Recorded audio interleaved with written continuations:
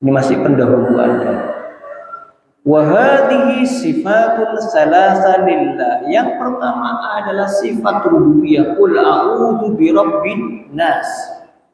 Kemudian yang kedua apa? Malikin nas. Yang ketiga ilahin nas. Ya. Tiga sifat ini, yang pertama adalah rububiyah, kemudian yang kedua apa? Qul a'udzu birabbin nas, kemudian malikin nas. Ya. Malik itu artinya raja. Apa? Raja, artinya yang menguasai. Malikin nas, raja semua manusia. Ini ayat yang kedua. Kemudian yang ketiga apa? Ilahin nas. Jadi ini yang kita berlindung kepada Allah ya, dari semua ya, Bapak Ibu sekalian. Jadi dari ayat pertama, kedua dan ketiga kita berlindung dari sifat Allah. Yang pertama apa tadi? Rabb, Ar-Rububiyah. Yang kedua kita berlindung kepada Malik. Malik itu artinya raja ya. Kalau diterjemahkan ke bahasa Indonesia, Ilahin nas, Tuhan yang disembah. Jadi tiga sifat Allah ini ya, Ar-Rububiyah, kemudian Al-Mulukiyah, kemudian Al-Uluhiyah. Tiga sifat tadi yang dimiliki oleh Allah Subhanahu wa ta'ala. Kenapa kita berlindung? Karena Allah adalah Rabbu kulli syai'. Karena Allah yang mengatur semua yang ada di alam semesta ini. Allah yang memiliki. Malik itu juga bisa artinya memilikinya, Bapak Ibu sekalian. Jadi kan raja itu kan memiliki apa? Kekuasaan. Jadi seluruh alam semesta ini milik siapa? Milik Allah Subhanahu wa ta'ala. Ya Maliku wa ilahu, dan Tuhan segala sesuatu. Fajami'ul asya makhluqatun lah. Jadi semua yang ada di alam semesta ini, Bapak Ibu sekalian, adalah diciptakan oleh Allah ya. Mamlukan, dimiliki oleh siapa? Oleh Allah Subhanahu wa ta'ala. Abidullah, semua alam semesta ini adalah hamba dari siapa? Dari Allah Subhanahu wa ta'ala. Wa innama qaddama ar-rububiyyah limunasabatiha lil isti'adah. Ini mungkin ada pertanyaan yang menarik di sini. Kenapa Allah Subhanahu wa ta'ala yang mendahulukan kata rububiyah? Ini sangat mendalam ya, Bapak Ibu sekalian. Katakan wahai Muhammad, aku berlindung kepada rububiyah. Sifat ini didahulukan dari ilahinnas. Ya, kenapa tidak dikatakan aku berlindung kepada Tuhan manusia, tetapi langsung menggunakan salah satu sifatnya, kata sifat Rabb tadi. Ya, Rabb itu artinya mengatur ya, pengaturan, yang mengatur alam semesta. Jadi Allah mendahulukan sifat rububiyah itu dalam apa? Dalam perlindungan. Ya, kenapa? Karena Allah Tuhan yang mengatur alam semesta ini, yang mana semua apa yang terjadi, apa yang dilakukan oleh manusia itu, semua yang mengatur siapa tadi? Allah Subhanahu wa ta'ala. Dan ini lebih sesuai dengan al-isti'adah, lebih sesuai dengan perlindungan tadi ya.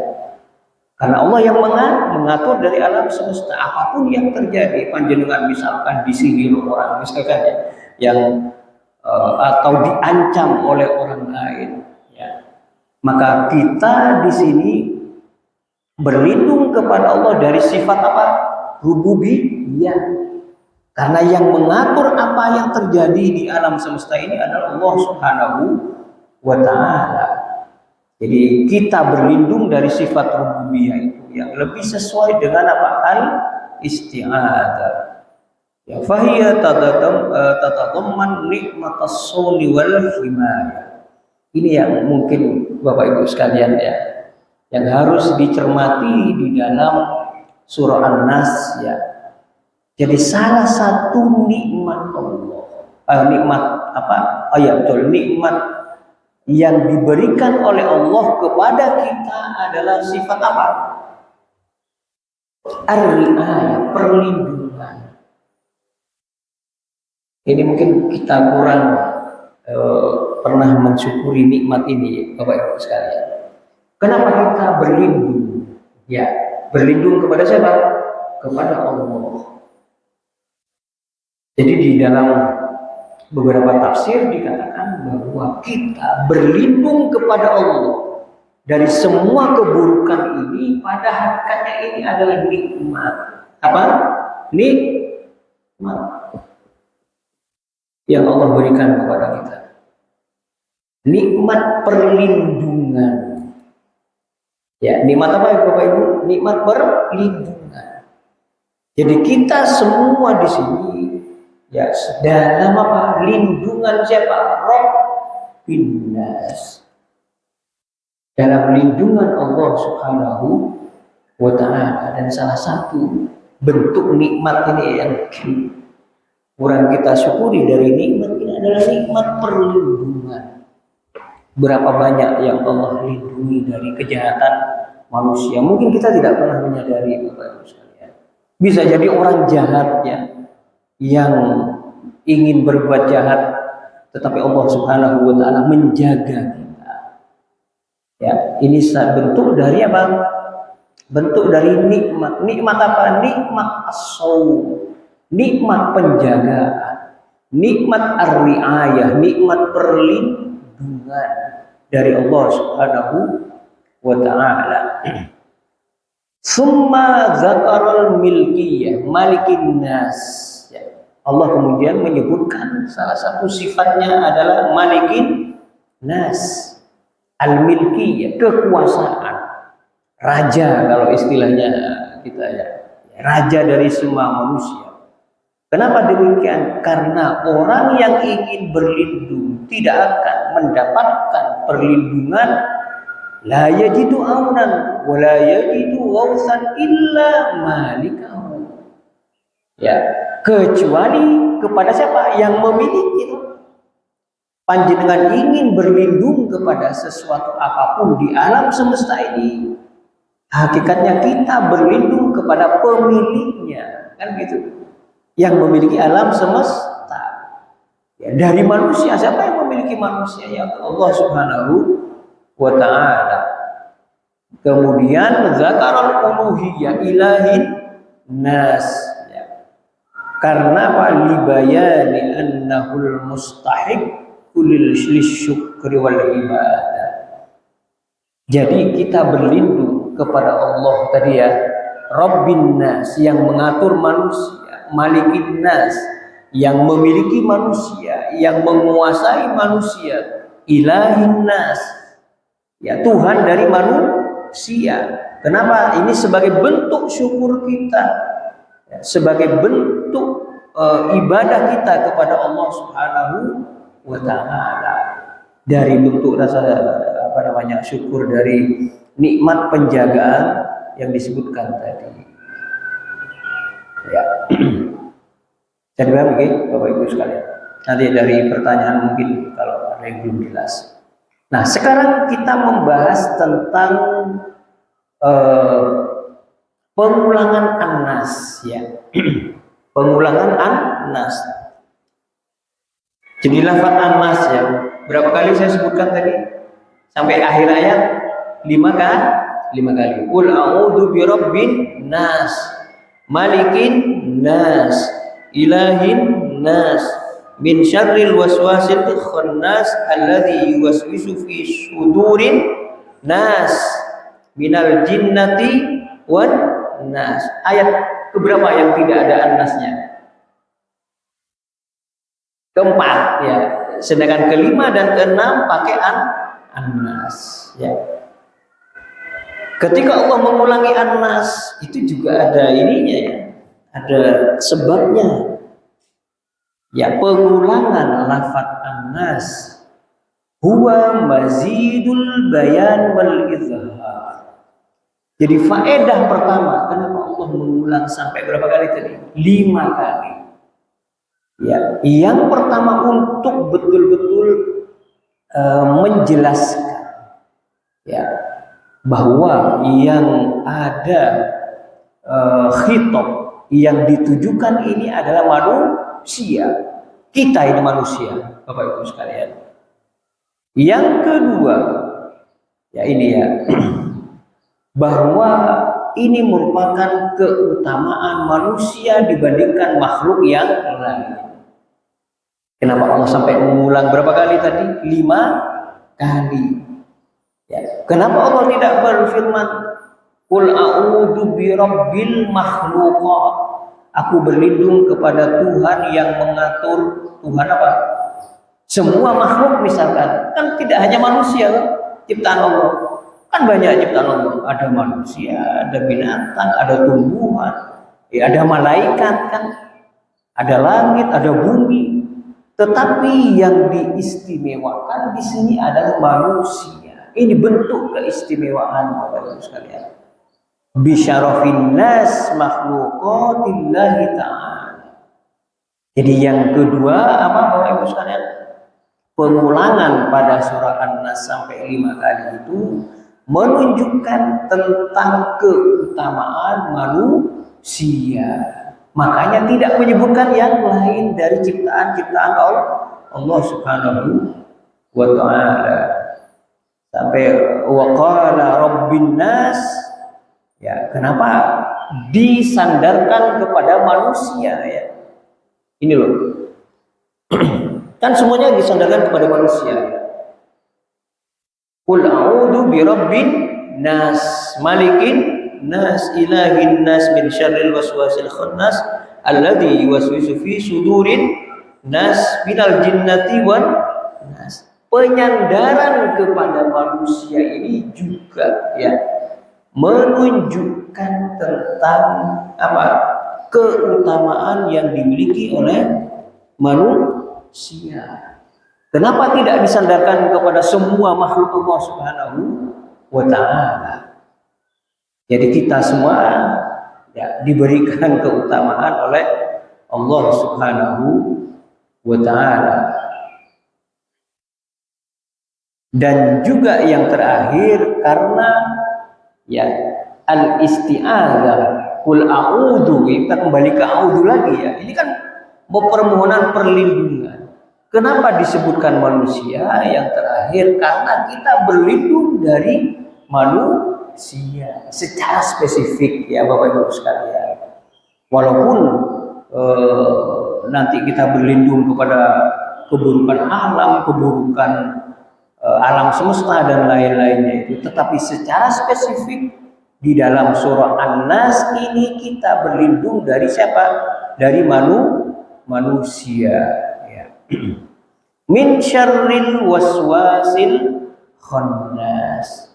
Jadi sudah kita jelaskan, malikin nas, ilahin nas, min syarril waswasil khannas. Dari keburukan apa waswas itu? Bisikan. Ya, bisikan al-khannas. Bisikan siapa? Ya, bisikan syaitan. Al-khannas, ya, yang tersembunyi. Ai alja'u ilallah, ya. Jadi aku berlindung kepada Allah, ahtami, ini sama artinya berlindung juga, min syarris syaitan, dari keburukan syaitan. Apa keburukan syaitan di sini? Sifatnya apa? Dzil waswasati, yang memiliki bisikan. Jadi kerjaan syaitan ini ya itu membisiki hati kita, membisiki hati manusia.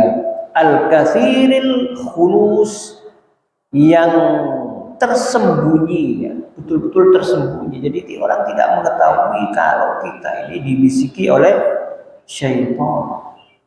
Ya, kenapa kita berlindung kepada Allah Subhanahu wa Ta'ala dari tadi was-was tadi, bisikan yang tersembunyi. Ya. Makanya dengan apa? Dengan bizikrillah. Ya. Jadi jika manusia itu, ya, apabila manusia itu mengingat Allah Subhanahu wa Ta'ala, maka khonasas syaitan, manusia maksud saya syaitan itu akan tersembunyi, ya, dia akan tersembunyi. Sebaliknya, wa idza lam yadhkurillah in basata 'alal qalb, tetapi jika manusia tidak mengingat kepada Allah, tidak berlindung kepada Allah Subhanahu wa Ta'ala, maka lama-lama syaitan itu akan apa? Akan merasuk kepada hati kita, membisikkan kepada hati kita, Bapak Ibu sekalian. Makanya Ibnu Abbas mengatakan, qala Ibnu Abbas fi hadhil ayah asy-syaitanu jasimun ala qalbi ibni Adam.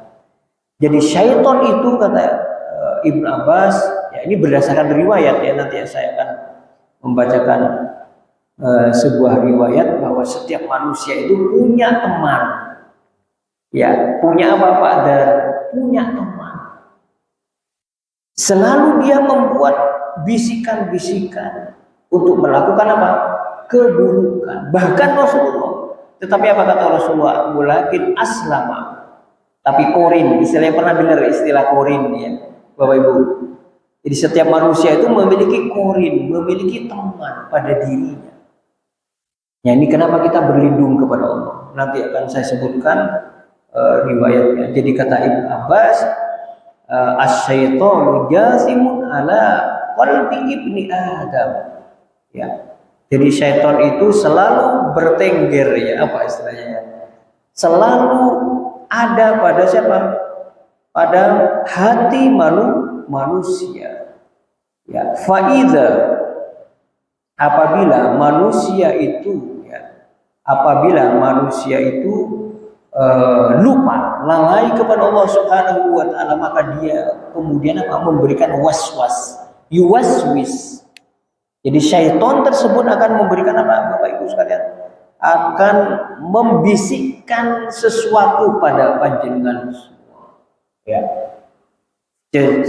Faiza dzakarallah khalisa, sebaliknya jika kita selalu mengingat Allah, selalu berlindung kepada Allah Subhanahu wa Ta'ala, maka syaitan tersebut akan bersembunyi, menjauh dari kita.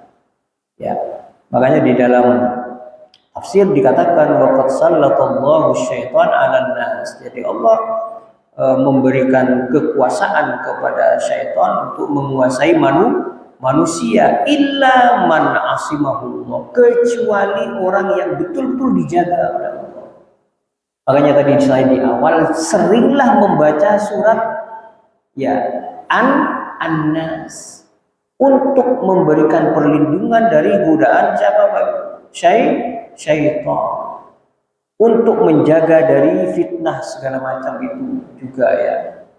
Di dalam riwayat yang saya sebutkan tadi, ya, saya bacakan riwayatnya dalam sahih, ma minkum min ahadin illa wukila bihi qarinu. Tidak ada seorang pun di antara kalian, kata Rasulullah, kecuali ada korinnya, teman. Jadi kita panjenengan semua ini memiliki apa, kata Rasulullah? Qorinuhu, memiliki teman. Para sahabat bertanya, wa anta ya Rasulullah, engkau juga apakah memiliki itu? Naam. Kemudian Rasulullah menjawab, iya, illa annallahu a'anani alaihi. Namun Allah telah memberikan pertolongan kepadaku, fa aslama. Kemudian karena saking ininya, ya, saking Rasulullah selalu membaca memohon perlindungan kepada Allah, sampai korinnya ini fa aslama, memeluk agama Islam, korinnya itu, ya. Fala ya'muruni illa bi khairin, Jadi korin tadi yang sudah masuk Islam yang dimiliki oleh Rasul Shallallahu Alaihi Wasallam itu tidak memerintahkan kepadaku, kata Rasulullah, kecuali pada kebaikan. Ya, apakah bisa kita seperti itu? Ya bisa saja. Kalau kita sering berlindung kepada Allah Subhanahu wa Ta'ala. Jadi korin kita selalu menunjukkan kepada kebaikan, tidak membuat kebisikan kepada kemaksiatan kita kepada Allah Subhanahu wa Ta'ala. Ini saja yang bisa saya sampaikan karena waktunya sudah 5:30. Bapak Ibu, insyaallah kita akan melanjutkan dari ayat ini ya, masih ke 4, 5 dan 6 insyaallah.